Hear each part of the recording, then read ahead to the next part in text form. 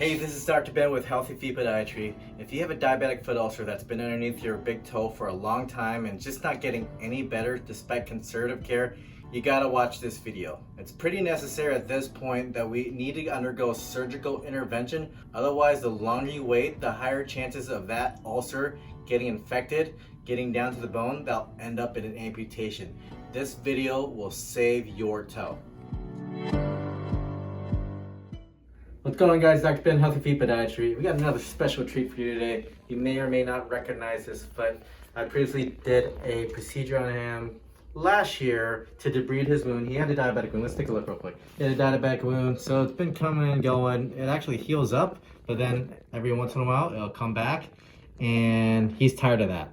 He's tired of that. Today we are gonna surgically try to fix that. And I'll explain what we are going to do today. So if you look at his foot here, every time he's walking, he doesn't have a lot of what we call dorsiflexion or movement in the toe. All right, you see how these toes can go all the way up here, but this one, not so much. Not a lot of movement. So when there's not a lot of movement, that means there's a lot of pressure when he walks here, okay? Everybody at home, when you're sitting down, go ahead and play with your big toe. You can normally get way more range of motion on your big toe, but for whatever reason here, our guy doesn't have that range of motion. A little bit of arthritis is in play as well. So our goal today is to increase this range of motion so there's not a lot of pressure on this one point, all right? How do we do that? We are gonna cut his plantar fascia, or part of it, okay? So if we look down here, you can kind of follow his plantar fascia all the way down, all right? You see how every time I pull his big toe up, it tenses up right there? See that? All right, so ideally, theoretically, if we, am I hurting you? No.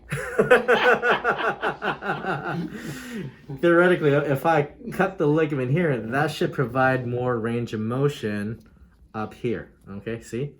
So there's resistance. This is resisting this up here, okay? So first things first, let's get him numbed out. So he came in a year ago, same exact issue.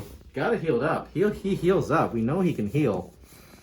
It's just that it keeps coming back because there's an underlying issue that keeps us from healing all the way. All right, this is the worst part. You keep saying that. Because it is. After I'm done, it's smooth sailing. So I gotta numb up his nerves. So I'm gonna give him what's called a posterior tibial nerve block. All right, there's a big nerve that runs back here and it supplies the entire bottom of your foot. I haven't done anything yet. Wait, I know. You're grimacing. Okay, here we go.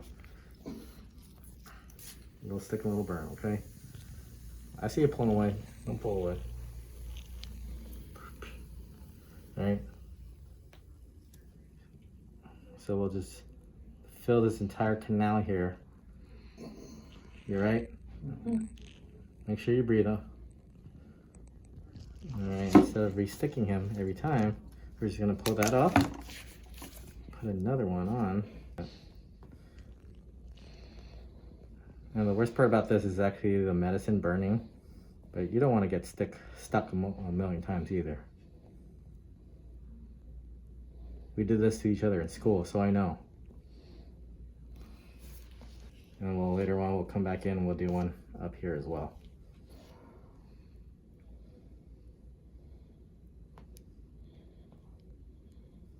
Doing all right? Mm-hmm. Aspirate, make sure we're not in the blood vessel. There you go. Name of the game, we're gonna cut this tendon. Let's let it marinate and we'll come back, okay? We're back. Nice and numb now, right? We'll test it again one more time. We're gonna go make a small incision right there, essentially. Okay? That's good, right? Yeah. A little bit of pressure. Yeah. I mean, minus a little crying off camera, we're good, right? Yeah. All right, so what we're gonna do, we've already demarcated where the plantar fascia is by that line, and we kind of want to be where the mid-tarsal joint is, which is the midfoot. That's where we want to be, okay? And we're gonna do that. What I'm gonna do is dorsiflex the toe, like so. That's gonna allow this ligament to pop up, all right? I'm gonna stick my needle in there.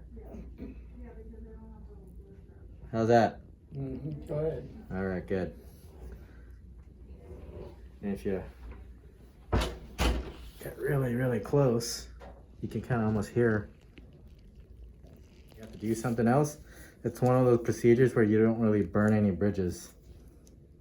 And I still feel a little bit there, so we're gonna go add some more.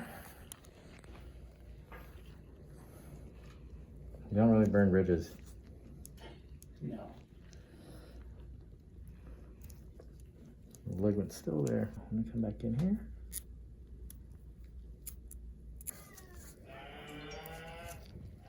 Look at the big toe joint now. Okay. Not sure where it was before. It wasn't that far. Yeah, it wasn't that far. No. All right, so that should relieve a lot of pressure. Might be a little bit sore tonight. Okay, not a big deal. See, such a small incision. We don't even need stitches for that, so we're just gonna put a compressive dressing on there. All right. How long will you, will I have to The dressing? be up, with the dressing on there and stuff? Just leave it on until tonight. Oh. Yeah. We'll clean up the foot too, but we'll just get this one part wrapped up at the very least. And that's it. And like I said, worst case scenario, it doesn't work and we have to do something a little bit more aggressive, but it doesn't burn any bridges. If you like our channel, please subscribe and set yourself up for notifications so you'll never miss any brand new videos. All right. We got them all wrapped up. I reckon the next time we see them, both of them are going to be really, really well healed. See, this wasn't really bad to begin with, but again, you know, the last time we've been dealing with this for how many years now? Oh, yeah. Several. Way too long. Yeah. You know, it gets better, it heals up, it gets better, it heals up. Every once in a while, it'll get infected, and you know, we put him on antibiotics, and he gets worried. The other day, he showed up. He was like, "I'm done. Let's do it." Took him long enough to decide. I mean, I told you about this like years ago. Yeah, I know. Well, I've been cut on so many times that I went in for a knee replacement, and 2 years later, the leg got infected. The knee got infected. Yeah, so you know, especially if you have any implants in your body, you know, if you get any part of your body infected, you run the potential of that infection spreading to like your knee replacement, your other stuff, and that's not good either. So that's why some doctors, before they, actually a lot of doctors, before they replace your knee or do any surgery, they say you got to make sure everything's healed up, no infections, no wounds. So yeah, we got them cleaned up, but again, this will for sure break down again at some point, and we don't want that. That's why we did the procedure. Wiggle your toes. Trying to. There you go. Okay, yeah, a lot better movement in the big toe joint now. Let's see, cut it from the side. All right, we'll do an update in a couple of weeks. I want to see you back in how long? Let's say 2 weeks. 2 weeks. All right, we'll see where we are. I'll call Okay. tomorrow, make an appointment. Yeah, I mean, you can even make an appointment up front right here. Anyways, that's a wrap, guys. Dr. Ben. We'll see you guys in 2 weeks. Take care. All right, it's been 2 weeks since we did the procedure on our patient here, and it's actually looking really good. Let's take a look and see.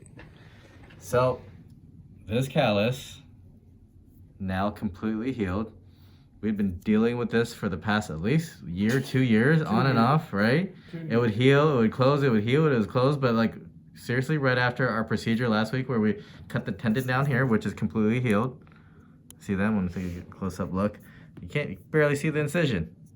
That's it right there. Ticklish foot. There you go. Ticklish. Now he's completely healed. So all we gotta do is maintain and keep this shape down. He's probably wishing that he should have done this a couple of years ago, right? Yes. But I'm glad we potentially saved himself from a really bad infection from leaving that wound open for so long. I'm gonna actually go ahead and shave this down right now and make sure there's nothing underneath it. I'm glad we're doing good. Have you been doing anything extra, or you just been walking normally? Just walking normally now. I've got a rubber thing at home, stretch. Good. I've been putting it around the foot. So we've been. So I told him, you know, if we cut the tendon down here, the fascia, but we let it reapproximate. So this is what we did. We have a tendon. We cut it, right? But if without stretching it, it's going to reapproximate and go back to where it used to be. So I had him stretch his big toe by doing this, and that maintains that correction, if that makes any sense. Makes sense to me. So far I'm digging, I don't see anything. And I'll probably cut to what the toe used to look like, and there was a huge gaping hole here before. And I'm glad he's doing so much better. Me too. Yeah. course. No big deal. You'll heal up. Fine. Oh. Oops, I'll just edit out the blood with like some happy faces or something. But overall, it's a million times better than what it was. So we're good. So as a diabetic, you want to make sure you continue doing these daily foot exams, okay? Yeah. Make sure this doesn't re-ulcerate by any means. If it does open up, you know, you let me know. Okay, I'm gonna stop. Keep an eye on it. Didn't bring my A game today.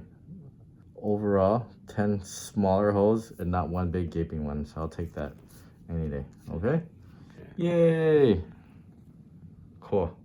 Thanks for tuning in, guys. Dr. Ben, Healthy Feet Podiatry. If you know anybody with a big toe ulcer right here from diabetes, show your podiatrist this video, okay? Maybe they can do it. It's not a hard procedure to do, but it gets great results, okay? Take care. Bye.